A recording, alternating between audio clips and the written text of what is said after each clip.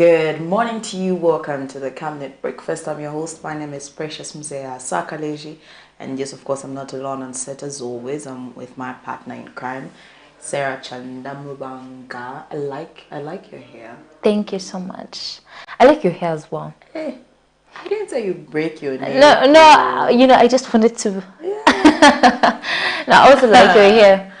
Thank you. How's been your week? It has been productive, and how's been yours? It's been good. It's been productive as well. Busy up and about, but I can't complain. But yeah. Okay, that's really amazing. And For me, one exciting news that I received from my school is that I cleared. Clear pass? Yeah, clear pass. Our friends. Yeah, but there are mixed grades that you get. It's but okay, as long as it's a clear pass, we're now clear, it's okay. everybody is a repeater, but all in all, somebody shouldn't give up. At least that off the breakfast show paid off. Because there's no way I was going to allow you to be off the breakfast show. And then why is Nama? Mama Shan. What do you call an axe in Pemba? Sembe. Not Sembe. But anyways, let's quickly get into it. Ladies and gentlemen, how has been your week? What have you been up to? What's for the weekend? What are you planning? Do you have any weddings? Do you have any chilangamilos coming up? I would love to attend the chilangamilo because I feel like I have the energy to cook the chipot. Not eating. No, if you're Sharako, you eat. I've just remembered about the chilangamilo. I had attended a chilangamilo for Isaac. I packed food. Like when I say I packed food, I mean 5 takeaway packs. And then I put the food in the freezer. Yeah. I think for a good 1 month. 5. Or so. Yes, 5 packs. What girls can't eat too much? Yeah, no, not really, but okay. Let's. What? I'm supposed to be bougie a bit. No. I'll just carry 1 pack. Just give me some chicken. I carried everything I could: groundnuts, cassava, ifsashi, dry fish, fried fish, chicken, village chicken, goat meat. I carried quite a number of food. Beans. Wow. But anyways, moving on, what do you have planned for the weekend? Our topic of conversation for today is that of the census exercise. Have you been counted? Yes, they came through. I think that was last week. I wasn't home. My younger brother was home, and they asked him some questions. But I believed he answered accordingly. Then some questions that he didn't know, like the lady came through. Like she came back on a Saturday. Oh, yeah. Also if they don't get the full information with the person they have found, they come back. Yes, that's the good part about it, because he never knew anybody's number. Like our contacts home, my younger brother never knew any contact of somebody home. So she came back. Basic questions: how many are you? Yes, how many are you? Children around? When were you born? We had there were quite interesting questions and like somehow funny. At my quarter, my blankets. Quite right. This is June. I thought people were actually exaggerating when they spoke about the questions they asked. Because someone said they asked the question like, how many times in a month do you eat chicken? When last did you eat chicken? Oh, that's a funny one though. It really is. What's your response? If it's me, I think they'll just think in the Songenko command. Because I would eat chicken like every day. For me, grilled chicken, because I don't like fried. Oh. But anyways, our question for today, Mary, is our current discussion, which is the census exercise, which is ending in the next 4 days. Yeah. So now the question from us to you is, have you been counted under the census housing and population exercise that is currently happening? Because Zamstas announced that 80% of the people have been counted. So they have called on every citizen that hasn't been counted to communicate and report to the agents so that they can see what they can do about it, because what's the whole point of doing a census and everyone, some people are not counted, and the tag is leaving no one behind. So have you been counted under the census housing and population exercise? And also would love to know the questions that you felt were kind of awkward. And uncomfortable, and how you managed to handle that. It is just so sad that we had some reports of our census enumerators that were being abused by some people, which is I was very disappointed. Lack of better terms. Because what they were doing, they would beat up somebody. Like the other report that we had. The question is why? Why? So that he can get what he has. Obviously, maybe he was carrying some money, maybe for his lunch or just something to keep him. To beat somebody over. So they would beat. Yes, they would or beat up. Because of the announcement that they would be getting 15,000 kwacha. I think so. Once the project is done, so people are assuming that they have the money currently with them. Yes, some people are assuming that, but in the actual sense, they don't even have. They've not been given that amount of money, and the bad part is that they would beat up somebody and also get the tablets, the ones they're using to. They're the ones that have the maps and the. Yes, the maps and everything of the houses they're counting. So it's really kind of disappointing in some areas which are experiencing such. It really such is, thing. And also one thing I would love to applaud the exercise is that they have evolved. They're no longer using the pen and paper type of system. Then they now have a whole tablet and they have the information. So it's directly going in the system.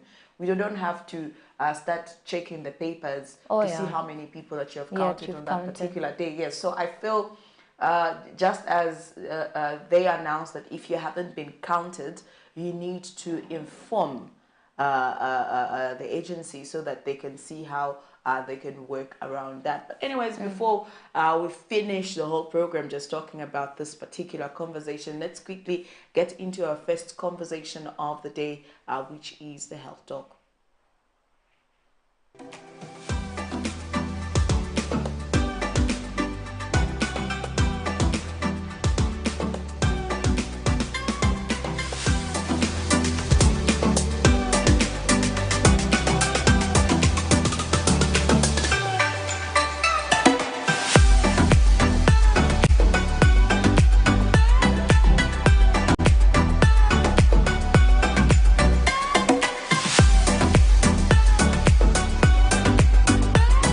Good morning. My name is Dr. Ma Asambang from the Medical Women's Association of Zambia.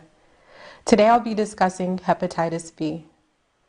Hepatitis B is a global health concern because millions of people die from it. And actually, in reference to Zambia, it has affected many, especially adults who have been born with parents who have been diagnosed with hepatitis B. Now, hepatitis B is a virus that causes an infection to the liver. What happens is the liver's function becomes compromised. You may ask, how so? Well, the liver is responsible for digestion. For example, when you take that tablet of Panadol, your liver is responsible for breaking it down. Perhaps you may even take food. Well, your liver also has a role to play. Perhaps you may also take alcohol. Now that is where your liver dysfunction may become worse. With hepatitis B, it is progressive. What I mean by that is sometimes you may not present with a symptom nor a sign. And it may come as a surprise when you go to the clinic and get diagnosed with hepatitis B. Unlike HIV, hepatitis B requires for a constant follow-up, and it also depends on the case that is presented before us. There are several causes of hepatitis, I might add. And before I delve deeper into hepatitis B, please note that there are 5 types. Aside from hepatitis B, there is A, C, D, and E. Now, you may ask what the difference is between all these types. When it comes to A and C, these are transmitted via fecal-oral route.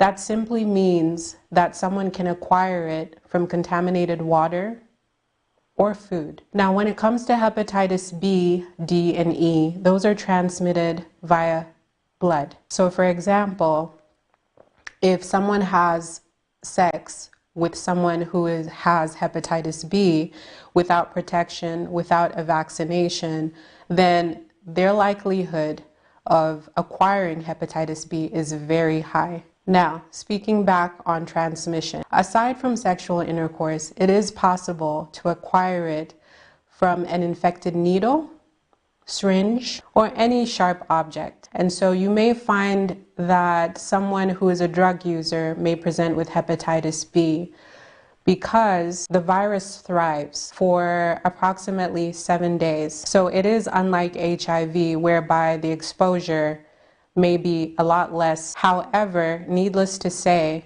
it is possible to get the hepatitis B virus via blood. Also to mention, it can be transmitted from mother to child. And so if a mother who presents with hepatitis B does not know that she is positive and her child is not vaccinated, then the likelihood of the baby having hepatitis B is very high. Facts have shown that hepatitis B presents in adults who were perinatally or who had the virus transmitted to them during birth is very high, as opposed to children who had their parents tested and who received the vaccination. It is of note that it can present during adulthood.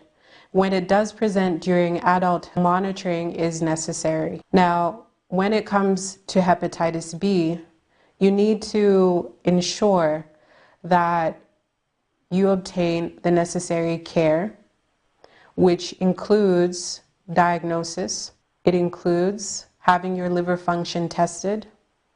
It includes knowing your hemogram, or in simple terms, your hemoglobin, your platelet count, having an ultrasound done to ensure that your liver is not injured. We also have a fibroscan done for our patients. And so, as I said, hepatitis B cases are unique. There is no one fits all. It is of note that hepatitis B is not curable, but treatable. Studies have shown that a few patients present with a negative hepatitis B test and have an undetectable viral load. However, this does not mean that it cannot present once again. Why do I say so? Because it is possible to be exposed to the virus again. Hence, hepatitis B is not curable. For the most part, it is treatable. It is also of note that hepatitis B can be protected, or rather, prevented against. How so? Via vaccination. And as I mentioned, it is possible for a baby to have the virus if they are not protected within 24 hours. Thank you so much for listening. Once again, I'm Dr. Asambang from the Medical Women's Association of Zambia. Until tomorrow.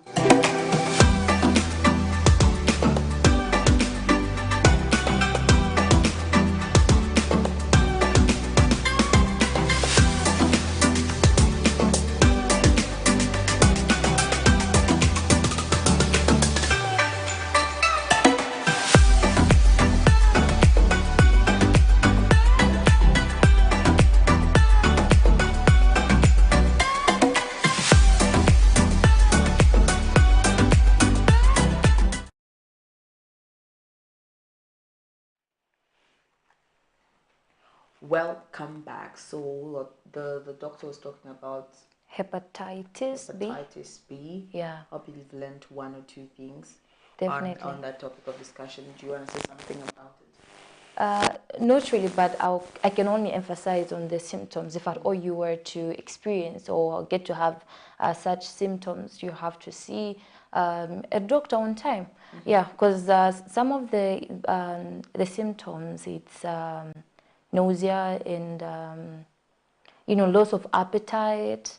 A lot of things. Okay. And usually when we lose our appetite, I think it's just one of those things, but it yeah, might be attached to some disease or something. Definitely. So immediately when you start experiencing such, I think it's your time now to see any health personnel who can help you out, assist you, or advise you in on what you can take.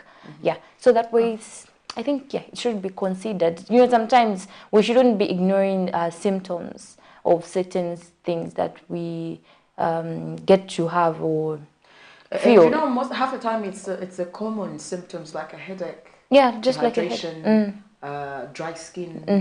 It might lead to a certain disease, yes. but then we feel dry skin. I'll it's probably normal. moisturize. Yeah. Appetite. I'm probably just having a busy, rough day. Yeah, true. A headache. I probably haven't just drunk a lot of water. But half of the symptoms that we get to have might be something that's very serious in our body. Our body's trying to tell us that something is wrong. Yeah. So it's very important. We're not saying that you should be visiting the hospital every now and then, but it's just important to know when your body is trying to tell you something. Yeah. And also another advice is we are headed into summer. Definitely. Summer is quite... It's an interesting... Drink a lot of water. Definitely, because right now I'm even feeling like I haven't drank water. I drank juice in the morning. I usually sleep with water on the side. You always praise yourself with water. But this morning I haven't, and I feel a certain way. So now I'm trying to figure out those people that literally stay the whole day without drinking water. And one of the things that is coupled with dehydration is a headache. True. Yeah. If you haven't had enough water, especially during the hot season, you get to have headaches. And also, what you need to understand is that during the hot season, your body loses water through sweat because it's hot. So the best is a lot of water. If you don't like the taste of water, there are people that say, though water has no taste and is tasteless, but they don't like the taste of water. So they would rather have flavored water. So you can add some lemon, or lemon juice, or an actual lemon slice. Tea bag. There is a certain tea bag that is used just for water. Just for water. It's not that bitter, but it's nice. Or just drink a lot of fruits. Yeah, just a lot of fruits. And a lot of fruits that have good water. I've been a fan of watermelon of late. I never knew I liked it until the other day. I feel it's because I had bad experiences with the type of watermelon I've been eating, because I ain't going to Kali. I got the sweets. Oh. And you know how watermelon looks like? If it doesn't sweet, it just doesn't taste right. Yeah, it doesn't taste right. But anyways, that's our health tip for today from me and Sarah. Moving on, remember that you can get interactive with us if there's any topic of discussion that caught your attention during the course of the week. And of course, today we're talking about the census exercise, which is ending on the 14th of September 2022. Now, our question to you is, have you been counted under the census housing and population exercise that is currently going on? And also, we were advised that if you are a busy person and you're rarely home, the best is that you leave a note. I don't know how conducive certain areas are and how possible that the note you leave will be found, but you can even tell your neighbor to say, muwapase namba yanga or muwauze so that they come at a day when you're available and that you will be counted. So we are waiting for some of us. I can't say I'm rarely home because half the time I come to work. When I'm done with work, I go back home. And it's not like I work the whole day. But what if maybe they come through the time that I have left? So I think you can also do that to your neighbors. You can just inform them in case you don't find them. I think the best is to ask my neighbors if they have been counted, because we are in the same yard. So if they have been counted, which means they passed my house and I wasn't around. So I would have to inform the agency that I haven't been counted. I think that you should ask. I think I will. Yeah, it's important. You just ask so that you can be informed. Okay, and also other things that caught our attention in the course of the week is the back and forth of Mr. Bowman Nsambo and Joseph Malanji of Kabushi, former Kabushi and Kwacha constituencies member of parliament respectively. Now they've been going back and forth with the courts. There was a ruling that was passed. So now my question is, are we going to have are we going to have new nominations that needs to be filed in? or maybe what is the decision? So that there has been that, and also on a sad note, there was a story that we ran of a 22-year-old man that committed suicide around Soweto Market from Kanyama compound, which is very sad. 22. I'm trying to figure out what is that thing that really made him go as far as killing himself. So we'll have all those a few stories coming through in the headline, zooming into the headlines. But for now, let's see how the dollar looks like on the foreign markets. Let's see how the stock exchange rate is doing like as of today. So the United States dollar is buying at 15.38 ingwe and it's selling at 15.68 ingwe. The euro is buying at 15.46 ingwe and is selling at 15.77 ingwe.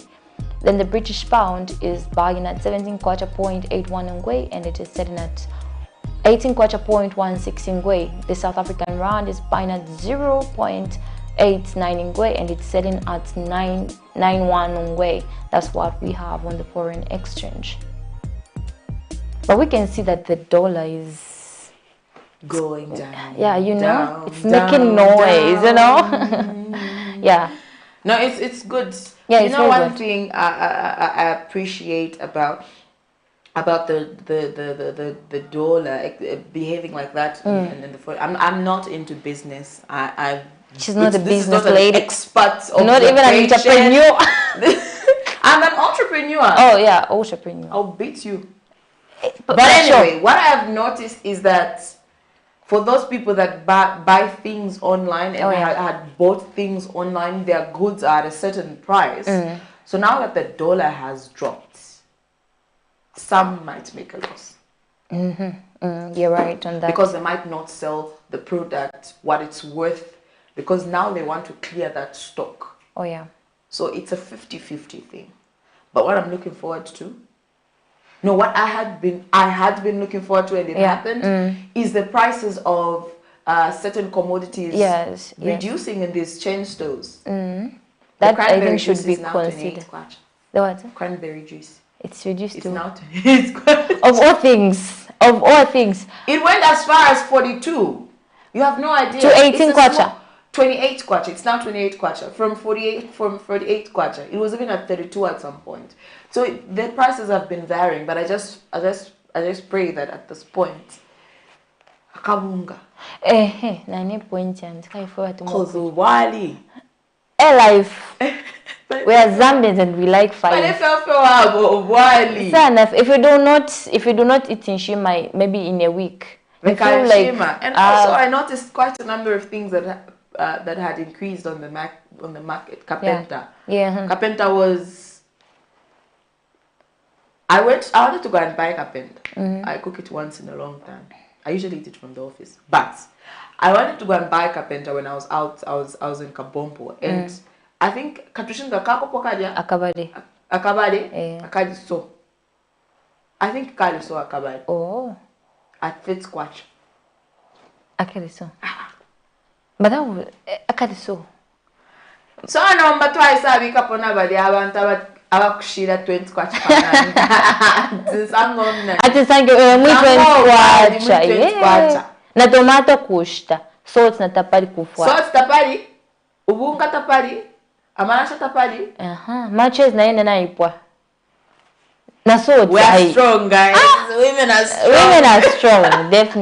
Definitely strong. Women are strong. But anyways, let's quickly get into zooming into the headlines. We'll start with the first story, which is that from leader from Zamstats, where they were talking about 86% of the population that was counted, that has been counted currently during the census exercise, which is a report that came through from Zamstats interim statistician, Mr. Mlenga Msepa, who was just giving us an update on how the current census exercise is going. So let's take a look at this, and then we'll get back with to you on the other side. Number through our call center that some of them say that they've not been enumerated, and what seems to have appeared from our own assessment is that because of the understanding and more publicity, there are a number of people now willing to be enumerated. And therefore, they are saying that they've not been enumerated. My first appeal is that because a number of them could be busy, the most important thing between now and next Wednesday is to leave a word with whoever is home to indicate when they feel the main respondents will be available to be enumerated. And that's important. And even leaving a phone number so that once enumerators come, and we're also appealing to enumerators to leave the phone numbers so that they can be contacted and agree when this enumeration can be conducted. And we prefer that this enumeration can be done during the day so that our enumerators also go back home or wherever they are, knocked off during the times when it's not that dark. So we're appealing to those that have not been enumerated. Well, there you have it. We have been counted in our country of Zambia, you know. Our friends. Yeah, as we are counted, as we've been counted. But for this Zambia. one in our So country, she's not Zambian, please. That was my point. As long as you're not counted, you're not considered. That's how it is. So as for us, Precious, let me finish my statement. As for us who have been counted, it's a good thing for us. We benefit definitely in our country of Zambia. We're proud Zambians. Others, we don't know where they belong to. But you know what? It's okay. It's okay. That's all I can say at this point. It's okay. It's okay. But anyways, just as Mr. Mlengamsepa has mentioned, if you haven't been counted, make sure you report that you haven't been counted. Now the question is, where are you reporting to? Again, it should be a nearest place. Area. I think they should do a sensitization on that for those that have not been counted, because I feel like not everyone has access to TV. Yeah, and true. Not everyone has access to a smartphone. Not everyone has access to certain gadgets that allow you to get certain information. So there should be some sort of sensitization that needs to be done for those that haven't been counted, so that they report and they can see how they can work around that. Definitely. But anyways, getting into our next story, zooming into the headlines, is that of a 22-year-old man, a young man that committed suicide in one of the Lusaka City Council toilets in Soweto Market.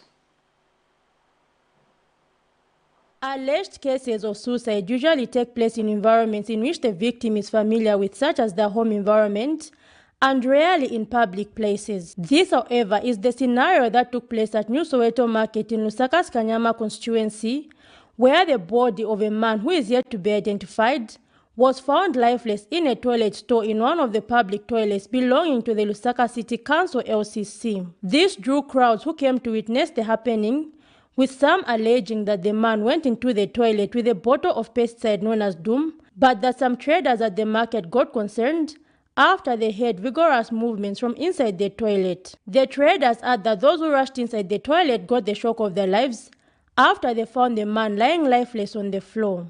Order tissue, order matishu, abwana mlamu wake na njinga. So atala ila mlamu wake atendogula mankwala ya nkuku, kansa endogula Doom.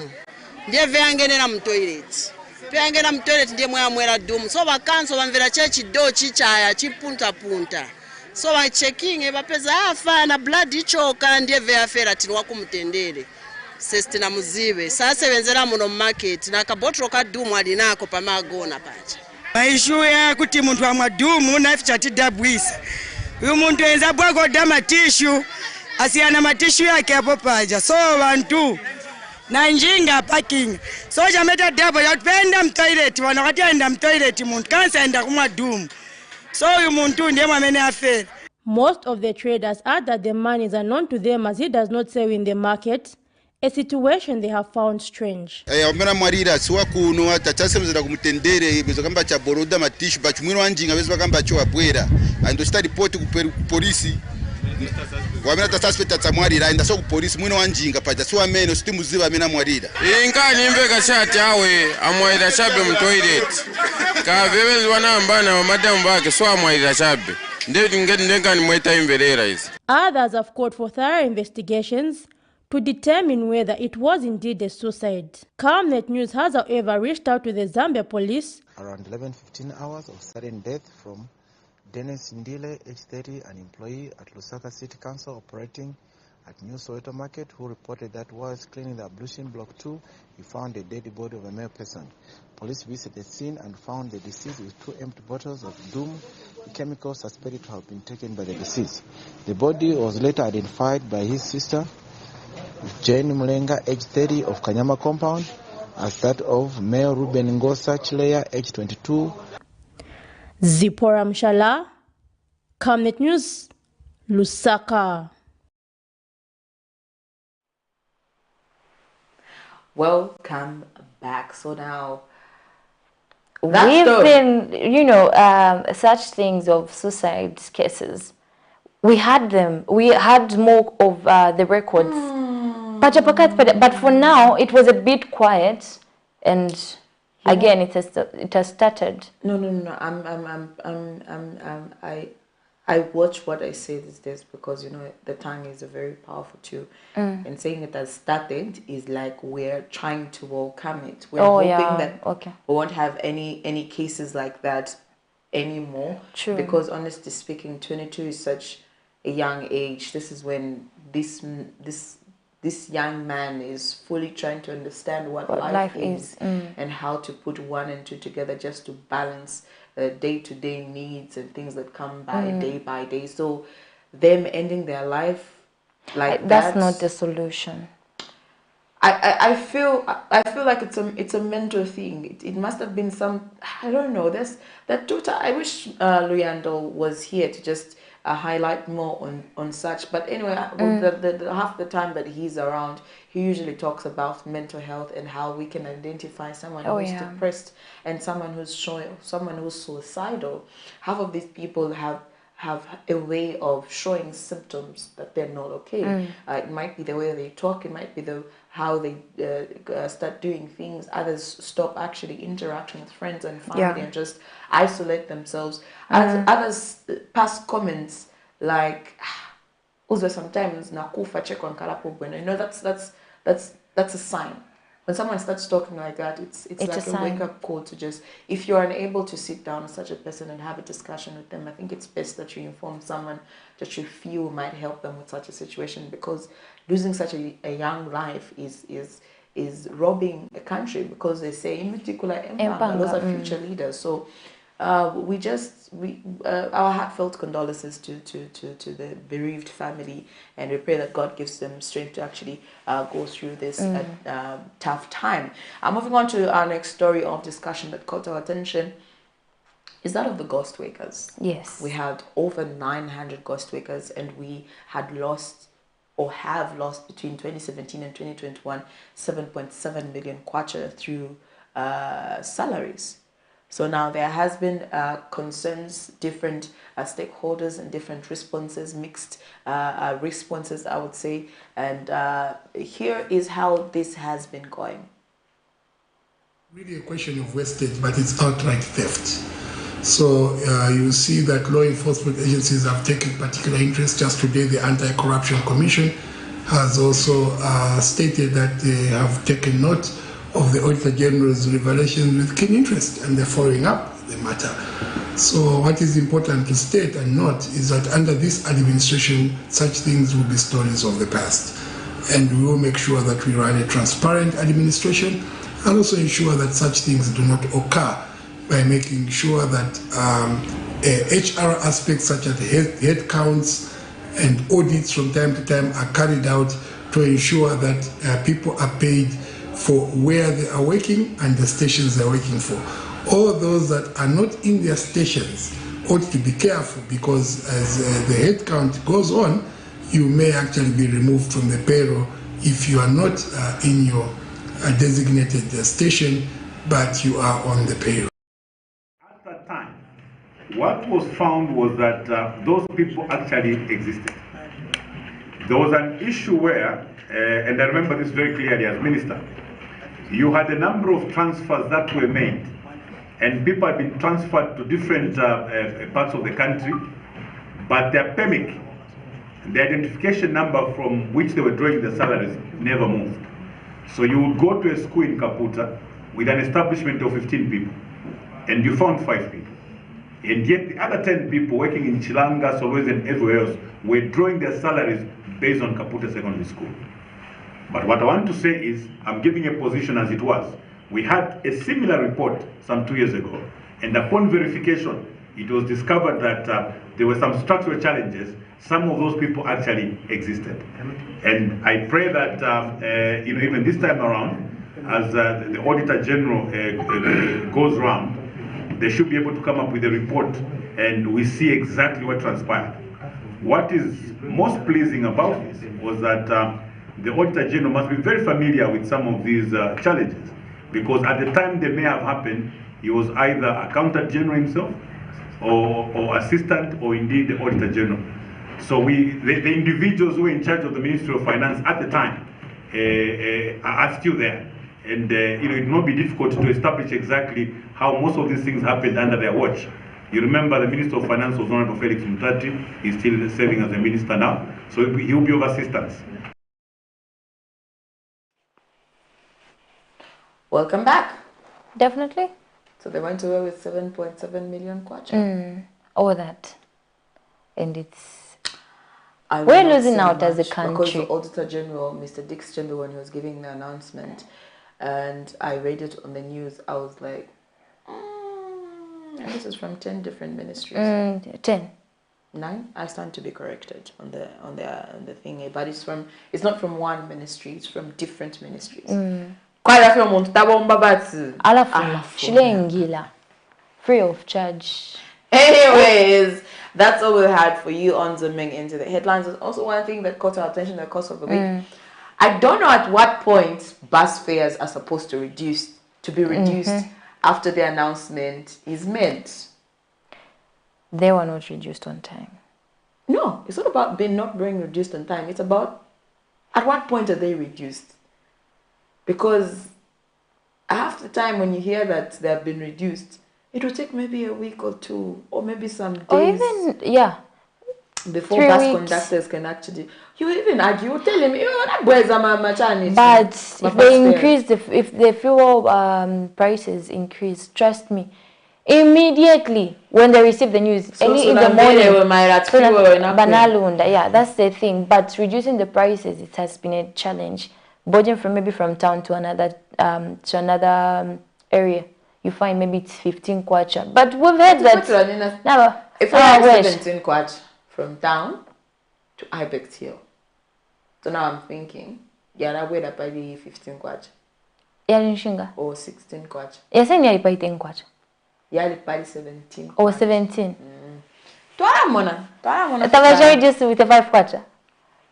I feel it's nice.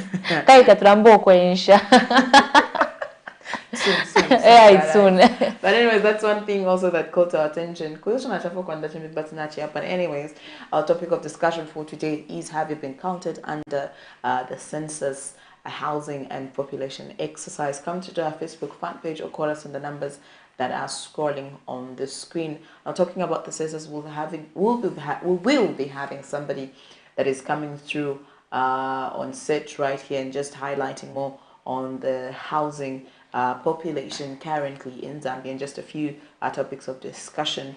And then later on, we will actually be going. I don't know why someone would announce their goodbye. But anyways, let's just take a quick short break and then we will join you on the other side. For immediate coverage of any breaking or latest news in Zambia and around the world on Cament television, call the numbers on your screen.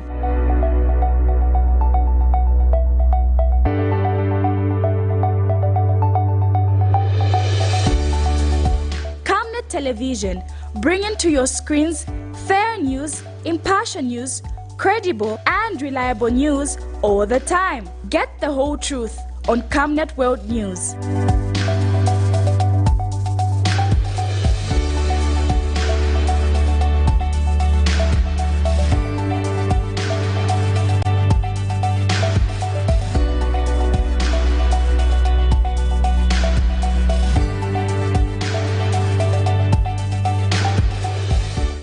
Television, not just another channel.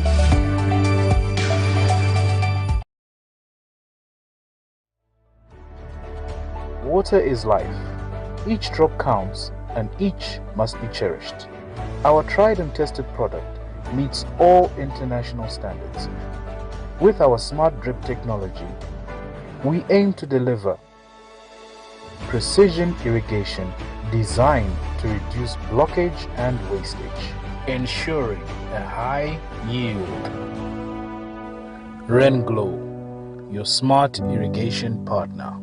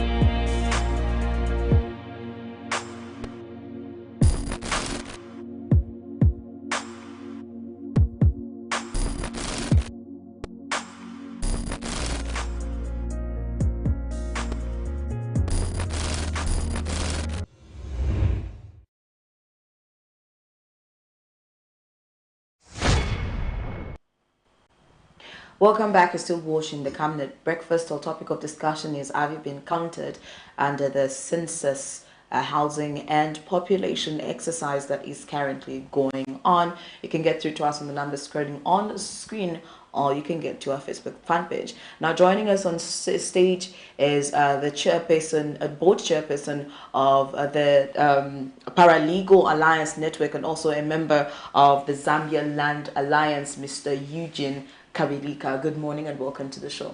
Good morning. Thank you very much. It's good to have you. Thank you for embracing us with your presence. Definitely. You're most welcome. Yeah, it's my first time to It's your first time? Yeah. Oh, welcome. You're welcome. But Cament have been always, covering me. Yeah. Okay. When I was still executive director for Kaita Zambia. Okay. And we've been giving stories and also expressing our views on various social. Welcome to the breakfast show. Thank you. So let's quickly let's begin with our discussion with your overall assessment with the land matters currently in the country. Currently in the country, I think there's a lot of mixed, should I say mixed grill? You know, those who cook. Yes. They always tell you it's a mixed grill. Yeah, it's a mixed grill. When they say mixed grill, they know what they're talking about. There's so many ingredients that are involved. In the country, this is what the situation is like. Those who are living on customer land and they depend on the customer land tenure system, they have been like that from, they inherited it from their ancestors, and they've been using that methodology and way of holding on to land for that. But there are certain modern things that are happening that are actually disturbing this way of tenure system. And so people who live in the villages especially, they are finding difficulties because others are encroaching and they are disregarding the customer land tenure system, and they don't believe in it. So they are mixing it with the leasehold tenure. That's why you find if you go in the village, they will ask you, can you pay? The headman will say, can you pay me something? Where is that paying coming from? That paying is being influenced by leasehold tenure system, where you can transact with land. But in the customer land system, you go to your grandmother's place. You go to your village. You just tell them that I want to have a piece of land. And they'll give you and free of charge. You don't even have to pay anything, because you have the right to be on that land, because your ancestors, your father, your grandfathers were born there. That is their right of that. So now that is being confused with the leasehold tenure mentality and what people call now land market. When I come to leasehold tenure system, this is where there is a whole lot of issues. Corruption. Those who are given the responsibility to manage land, that is the councils who are given the responsibility by the Minister of Lands to manage it. Sometimes you have heard stories where a council is banned or stopped from dealing with land matters. Why? Because there's so much confusion and so much land wrangles and corruption involved that the Minister of Lands then feels the council has no capacity to manage the land, then it will be too chaotic. So that's why I'm saying it is kind of mixed grill. But of course, there are positive vibes and lights at the end of the tunnel. If we rely on the existing laws, we should not have problems. First of all, customer land and land tenure system is recognized in the Constitution. It is also recognized under the current 1995 lands law. So those who hold land under customary land tenure, they should feel free to hold it and to have it. In fact, if you hold land under customary land tenure, you hold it in perpetuity. There's nothing like 99 years or 50 years. Yeah. You hold it forever and ever. Your grandchildren will be on it. Indefinite. Indefinite. Those who hold land on leasehold, well, it is limited. It's 99 years. But the owner of the land can actually withdraw it from you if you are not using it for the purpose that you asked for it. That is the president. He can revoke your certificate or your title deed. Why? Because you acquired land, you wanted a farm, and then you change, you start keeping zebras and elephants and all that. Then you are altering what you asked the land for. So the president, in that sense, through the agents that he works with, they can be able to revoke your land. But of course, if you want to change land use, you can apply to the council. And the application to the council does not mean that you privately apply and then they agree. You have to put a placard publicly so that people can see. Only that most Zambians don't read these things. You find a placard, it says that application for change of land use. And people are supposed to be paying attention to that, start reading. So that do they agree that this person actually should change the use of the land? Because what people don't understand is that the way we use land affect not only those who are neighbors to our plot, but us also the wider environment. But sometimes we don't link this because we think in bits and pieces rather than holistic thinking. So this is where we are. We need, in order to resolve all these issues, we need, first of all, for us under Zambia Land Alliance and also on PAN, we believe that we need laws that are strong to protect customary tenure system, because we think that is available for the poor people, and that is the only way we can guarantee that Zambians have land to themselves. Okay. Now, I'm glad that you also mentioned the president while we were going on with the conversation. Now, yesterday he pledged to address the issue of land and also environmental protection. How do you think that the president should go about it beyond that pronouncement? Yeah, the president gives an indicator of what the policy should be. So when he says we'll protect the environment, we are going to make sure that, well, he emphasized 50% should go to the women. When he says that, then the agents that are supposed to help them, the Minister of Lands, the green economy and others, they are supposed now to begin to work through these policies so that these policies can respond to what the president is saying. If we are to protect the environment, what is it that we should do in order to protect the environment?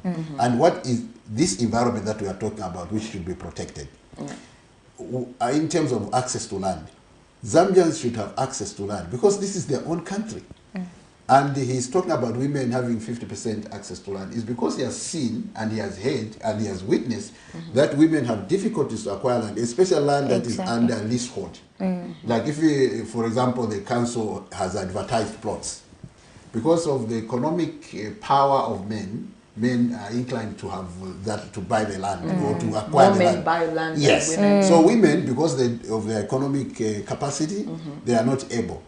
So we need to have this deliberate policy where whether women are economically empowered to acquire land or not, they should be able, at least, if there are 50 plots, 25 should go to women. Then the rest, 25 men should fight among themselves. That way you bring up the women who are down there to be at par with men, what people call at parity. economically and or socially and so on and so forth. I think that's the concern that the president was. So what the Minister of Lands, gender departments and all these that deal with policies, they should respond to what the president is saying as a matter of policy. Okay. Now we have quite a number of land policies. Is it equivalent to resolving the current land wrangles that are going around? We have seen quite a number of authorities going to demolish houses that are built on certain places. We saw that in Chingola and Ndola, and just to mention a few. Do the land policies actually protect such people, and do the land policies that we have currently resolve such land wrangles? It is supposed to. Actually, we have one land policy, which was approved and has been. There is also an implementation plan for it. It was done this year. Of course, it started during the PF regime. Let me say that actually it started a long time ago during the MMT. We've been involved in this issue around land for quite a long time. And to come up with a policy, there have been a lot of discussions and all that. Of course, we cannot say the land policy that we have is perfect in terms of protecting what you're asking, of especially the poor and others. We have regulations pertaining to the use of land and how one can acquire land. We still have the 1995 Lands Act, which we are supposed to be following. And there are also regulations by the council pertaining to the way land is managed, and also from the Ministry of Lands and Natural Resources. The question we're asking, do all these, the legal framework, the policy framework, do they protect people, especially those whose houses are demolished? Yes, they do, but the problem is because of corruption, people overlook the very regulations that exist. For example, the issue that happened in the Copper Belt.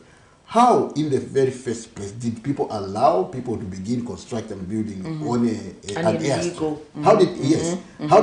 How did that happen? It means someone, somewhere, who is responsible for management of land, authorized those people, overlooked the law, the provisions of the law that is there, and then allowed people to construct. And then when they realize that, maybe we say, this is new Don government, they say, the rule of law. They say, no, it will be caught. The rule of law says this. So they go and demolish. And then they cause socio-economic problems for the families whose houses have been constructed at a great cost. That is not very good. The very person who's supposed to be actually charged and criminalized is the one who authorized people to build in an airstrip. That is where the story should start. Once you deal with that, then people will learn a lesson, and then they will not be able to behave like they know it all and allocate land anyhow. So for me, as if I were given the powers to deal with it, I would be dealing with that person. now you know. At the same time, we help the families to be able to cope with the problems that are faced. Now you know, Mr. Eugene, it comes down to also the forest reserve 27. Others were saying that same act should have been extended to those that have managed to build on the forest reserve. What's your take on that one as well? For us, because this look like two types of people. These are two groups of different people. Unfortunately, in the world, not only in Zambia, life is always unfair. It happens like that. If you are poor, you are always downtrodden. You can even talk about what happens in America. The black American, well, they don't like to be called black Americans. Of course that African Americans. Because they are African descent, and I also love that because I mean these are Africans. Yes, so they're Africans. So you find that because of their economic ability and power, they tend to be downtrodden. So the same things that happen to them cannot happen to their white counterparts. In a situation where we have rich people and we have poor people, usually the poor people suffer the most than those who are rich, who are able to negotiate. And if you come to Forest 27, with all its gymnastics that has happened at the moment, we actually from civil society, we wonder why government has not taken a very straight and unambiguous decision to say we are going to do this in this Forest 27. Of course, when we are aware that when the UPND was in opposition, it was very, very strong about Forest 27 and people who are built there. How did they begin to built there? That is the question. And who has built there? How did they acquire that land? Now, unfortunately, for all those who have built in the Forest 27, that happened after the 2016 Constitution was passed. Before that, there wasn't this movement during Rupia Banda Mwanawasa's time, because Chiluba then has regazetted the forest, which was degazetted by Kaunda then for military purposes. That's why a lot of ZAF is there. So then after that, nobody did anything until after the 2016 constitution. Then there was a disgazetting notice which allowed people to go there. Now, there's nothing illegal about degazetting something, but there must be a very compelling reason. Unfortunately, the 2016 Constitution does not allow anyone to degazette an ecologically sensitive area like Forest 27. It is very clear in its provisions.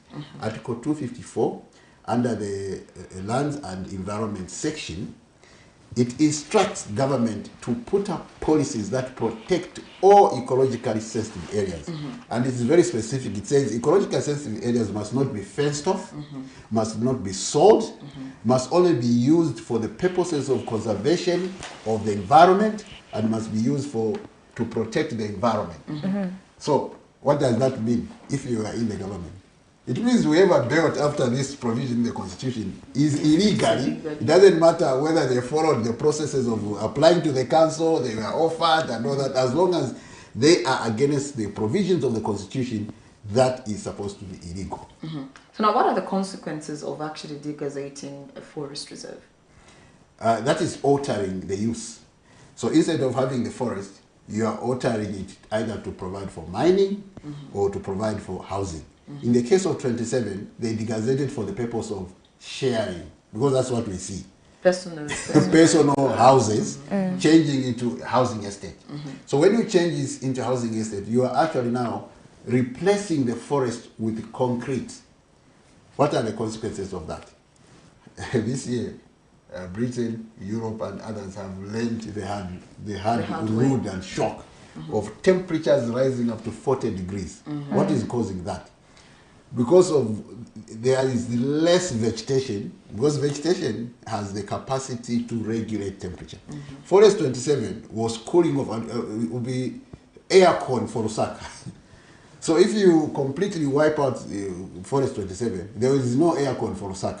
So the smoke that we are producing from the cars, from what we are cooking, and also the lack of cover, the sun is coming direct to us. We have paved.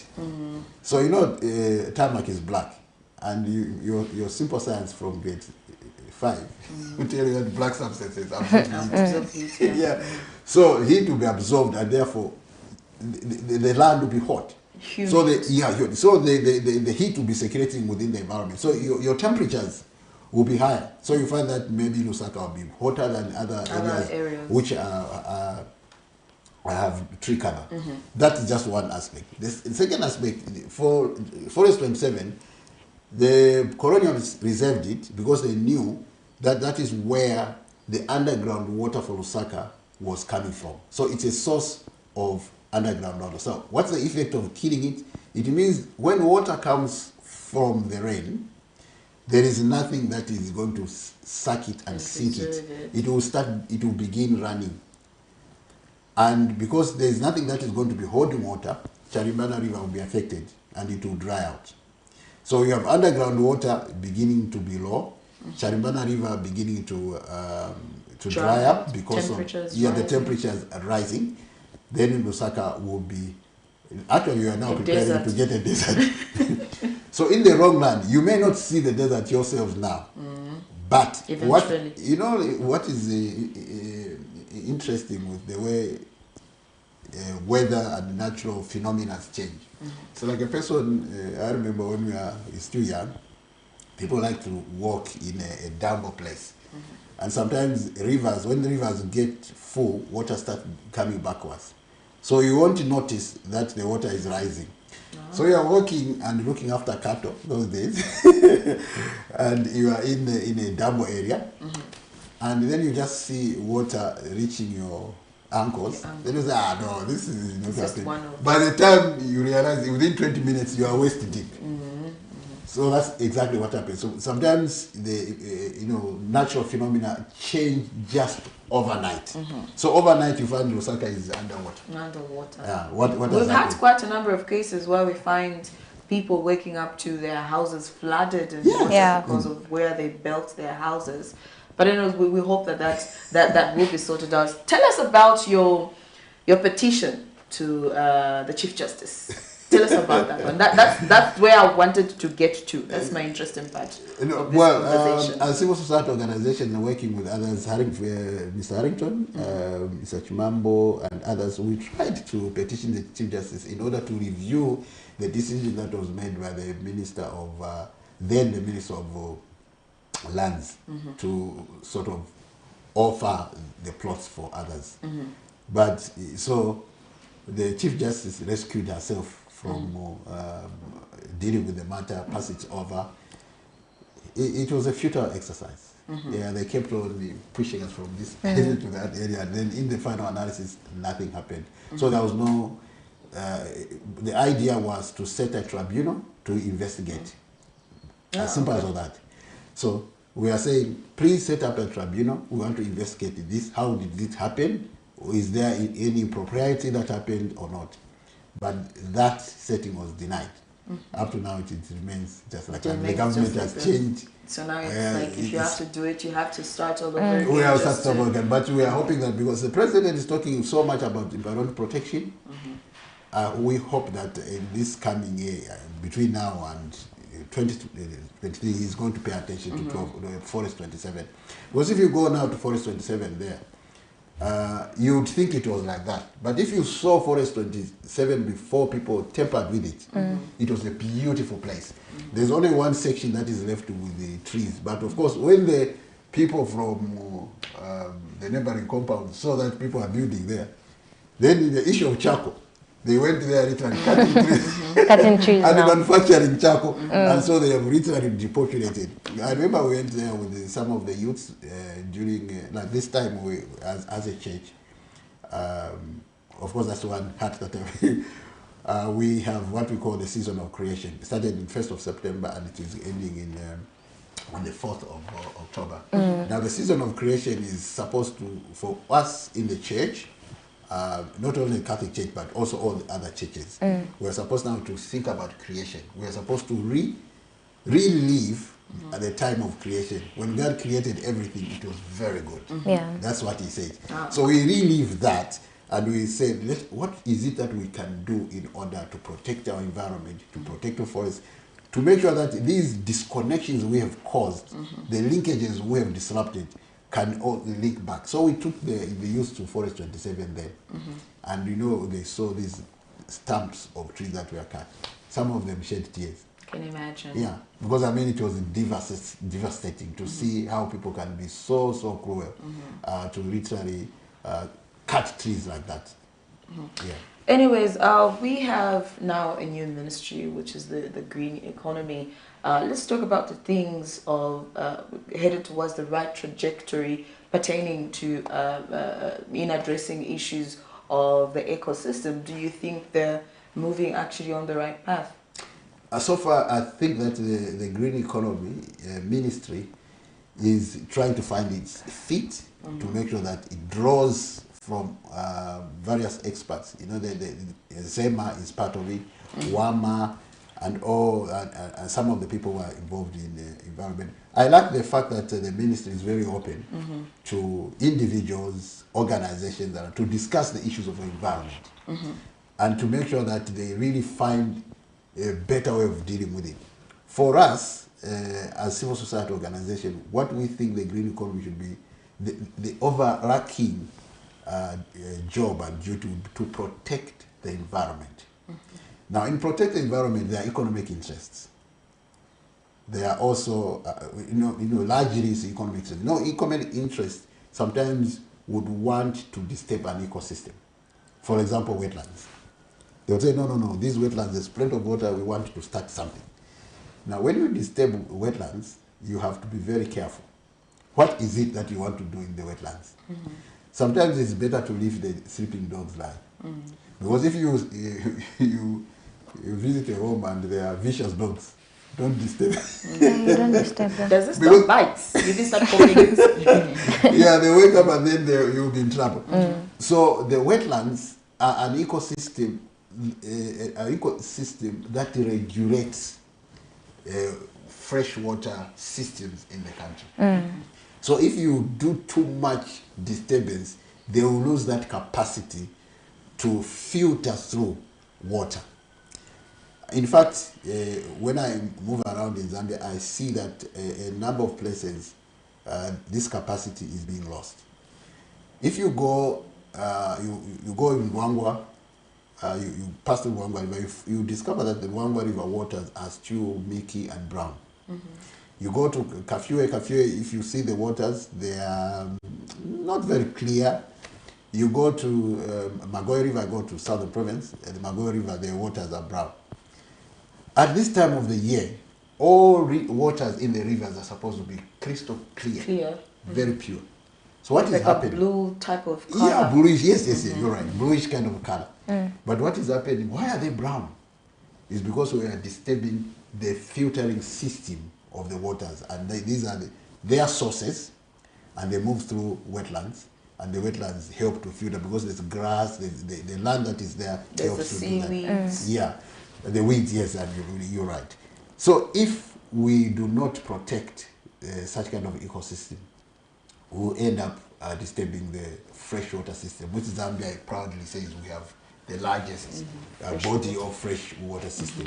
So the Ministry of Green Economy must help the government to make sure that whatever economic decisions it makes does not disrupt these systems. We should think holistically. I'm not a scientist, but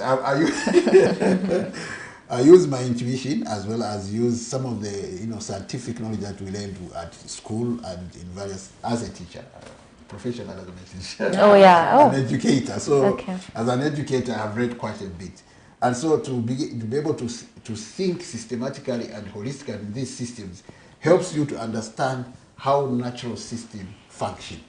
So if we make them malfunction, then we are causing climate change.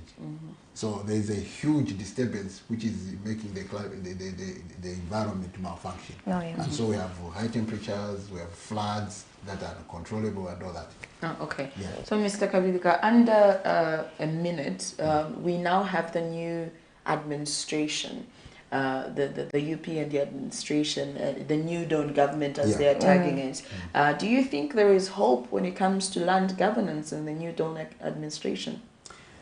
Yeah, yes, there is hope. But we can only realize this hope if we as citizens also participate. Because if we fold our arms and say, no, they are there, they have come, they are new, let them do for us what they need to do, they may not do it. Because there are a lot of interests. I can tell you that on land, the interests are twofold. One, the citizenry have interest over land. To have land so that they build their house, so that they continue growing. Because those who are living in customer land tenure system, and those who want pieces of land to grow, they are pushing. But there are also large corporations and large institutions that want huge tracts of land for their economic benefit, to make profits out of land. So you have to balance this. Now, if we citizens, we just fund those large corporations, those big multinationals who have interest on land, will literally take over, and they may not be interested in you having land, in you sustaining yourself, self-reliance. Why? Because they want to sell to you so that they make money. So we as citizens, as Zambians, we should make sure that we work with the government, we direct, let me use this way, we direct it the way we want the government to work for us. As Zambians. Okay, thank you so much, Mr. Kabilika. It's been quite an interesting interview, I would say. Yeah, sure. Really. All right, now, ladies and gentlemen, unfortunately, we have actually come to the end of the show, but we'd love to say thank you for tuning in to the Breakfast Show. We're just having a conversation with a member of the Zambia Land Alliance and also a board chairperson for the Paralegal Alliance Network, Mr. Eugene Kabilika. And we're just discussing more on the land policies and also the disadvantages of gazetting a forest reserve, and also one of the consequences of building on a forest reserve. So from me, Precious Mzea Sakaleji, Sarah Chandambanga, Isaac Chifita on the other side, thank you for watching and good morning.